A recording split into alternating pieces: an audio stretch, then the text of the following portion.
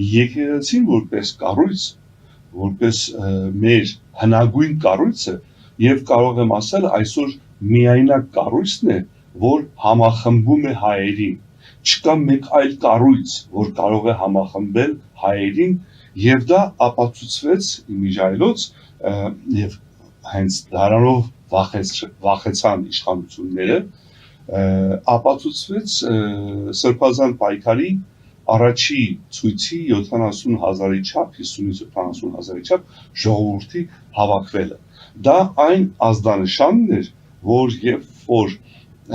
ժողովուրդը հույսը կորցրել էր ամեն ինչից, ոչ մեկին չէր հավատում, մի եկեղեցական, որը որոշ չափով ուներ հարգանք, Բագրատ Սրբազանի մասին է խոսքը, ժողովուրդը արձագանքեցին դրական ձևով իր, որովհետև ինքը նաև բերել